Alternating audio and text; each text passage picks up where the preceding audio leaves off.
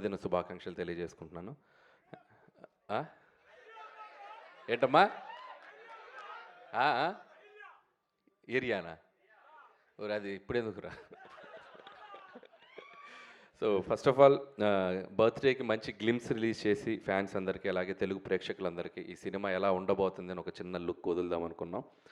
So response చాలా బాగుంది. So Chiranjeevi గారిని నేను ఎన్నో సినిమాలు ఆయన సినిమాలు చూస్తూ పెరిగాను నేను. సో నాకు బాగా నచ్చిన సినిమాలు రౌడీ అల్లుడు, ఘరానా మగుడు, గ్యాంగ్ లీడర్ నేను చాలాసార్లు చెప్తూ వచ్చాను. సో ఆయన కమ్బ్యాక్ తర్వాత మళ్ళీ అలాంటి ఒక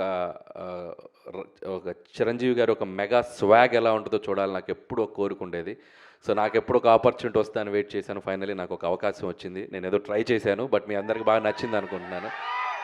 సో ఒకటి మాత్రం చెప్పగలను, ఈ సినిమాలో చిరంజీవి గారిని మీరందరూ ఎలా చూడాలనుకుంటున్నారో అలా సంక్రాంతికి రెండింతలు చూస్తారు, అదైతే నేను మీకు చెప్పగలను. సో పాటలు, ఎంటర్టైన్మెంటు అన్నీ చాలా బాగా కుదిరాయి. అండ్ టైటిల్ కూడా ఈరోజు ఇక్కడ అనౌన్స్ చేయడం జరిగింది మనం గ్లిమ్స్తో పాటు. సో చిరంజీవి గారి అసలు పేరు శివశంకర్ వరప్రసాద్లోంచి మేము శంకర్ వరప్రసాద్ అని ఒక టైటిల్ ఆయన సినిమాలో క్యారెక్టర్ పేరు పెట్టడం జరిగింది. దాన్నే చాలా కలోకియల్గా మన శంకర్ వరప్రసాద్ గారు అని చెప్పి సో టైటిల్ చేయించాం. అండ్ క్యాప్షన్ వచ్చేసి పండగకు వస్తున్నారు, యాజ్ టీజ్గా సంక్రాంతికి వస్తున్నాం కాబట్టి పండగకు వస్తున్నారు.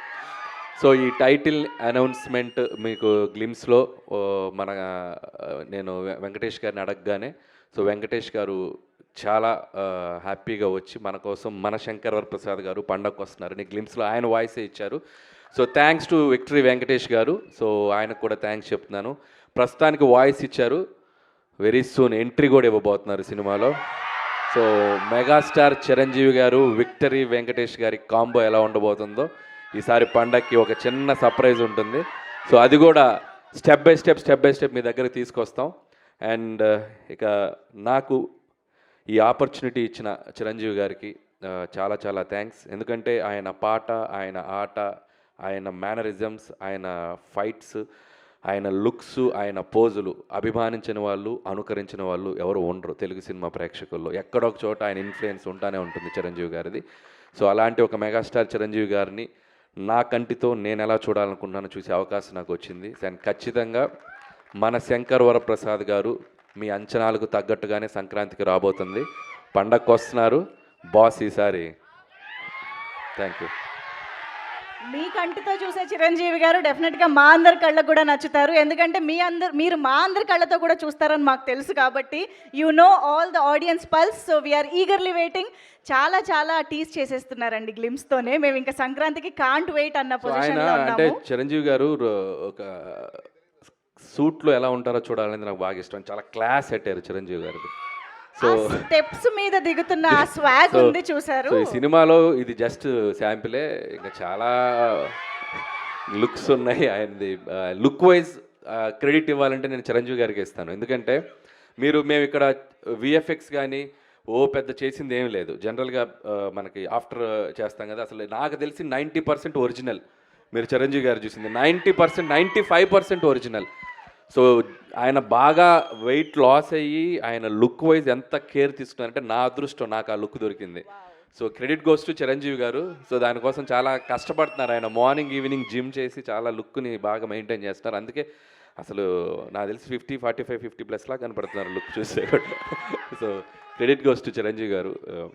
Absolutely, that is the dedication of the megastar and that is why he is megastar. So thank you so much Anil Ravipudi garu. మేమైతే సూపర్ గా ఎంజాయ్ చేసాము ఆ గ్లిమ్స్ ని. మాకు ఇంకా ఇంకా ఇంకా చూడాలనిపిస్తుంది. అండ్ ఇంకొకటి దీంట్లో స్పెషల్ గా మీరు చూసింది బీజిఎం చూస్తే బీమ్స్ కి థ్యాంక్స్ చెప్పాలి. అండ్ అలాగే విజువల్స్ ఇక్కడ ఉన్నారు సమీర్ రెడ్డి గారు. హార్స్ షాట్ ఎలా ఉంది లాస్ట్లో. సో సమీర్ రెడ్డి గారు థ్యాంక్స్ సమీర్ రెడ్డి గారు. అండ్ బీమ్స్కి ఈ ఐడియా చెప్పినప్పుడు నాకు చాలా ఇష్టం. రౌడీ అల్లుల్లో ఆయన స్టెప్ కూడా మీకు గుర్తుందో లేదో, దివ్యభారతిని ఇక్కడ కూర్చోబెట్టుకొని ఇలా ఓ స్టెప్ వేస్తారు మంచుకొండల్లో. సో అలా ఆ బీజిఎం నాకు చాలా ఇష్టం. సో ఆ బీజిఎంనే ఒక సెంటర్గా చేసి ఒక మాస్ బీజిఎంగా చేస్తే ఎలా ఉంటుంది అని చెప్పి నేను బీమ్స్కి చెప్పాను. సో బీమ్స్ దాన్ని నెక్స్ట్ లెవెల్లో కంపోజ్ చేశారు. సో అది అనిల్ గారు మీరు ఎప్పుడు ఘరానా మొగుడు ఇలాంటి చాలా సినిమాల్లో చిరంజీవి గారి క్యారెక్టర్స్ గురించి డిస్కస్ చేస్తూ ఉంటారు, చెప్తూ ఉంటారు. అలాంటి ఏదైనా క్యారెక్టరైజేషన్లో కానీ మేనరిజమ్స్ని కానీ సినిమాలో మళ్ళీ రిపీట్ చేయడం జరిగిందా? సో మ్యానరిజమ్స్ ఏవి అట్లా తెచ్చి పెట్టి చేద్దాం లేదు కానీ అది ఇప్పుడు టూ ఎర్లీ చెప్తున్నాను కదా, అక్కడక్కడక్కడక్కడక్కడ ఇస్తాం. అలా వచ్చి వెళ్తండి అనమాట. వాళ్ళకి అర్థమైపోయింది అన్ని థియేటర్లోనే అని. అన్నీ అక్కడే.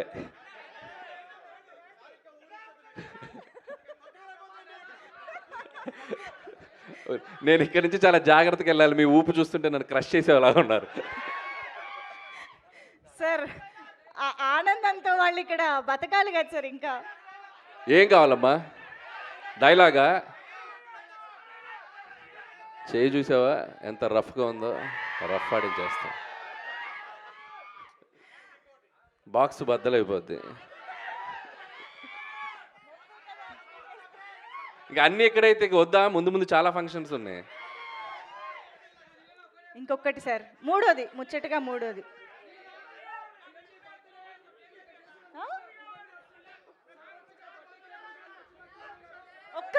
ఒక్కరు మాట్లాడండి ఓకే సార్. చాలా డిమాండ్లు ఉన్నాయి, మనం ఇవాళ తీర్చలేము.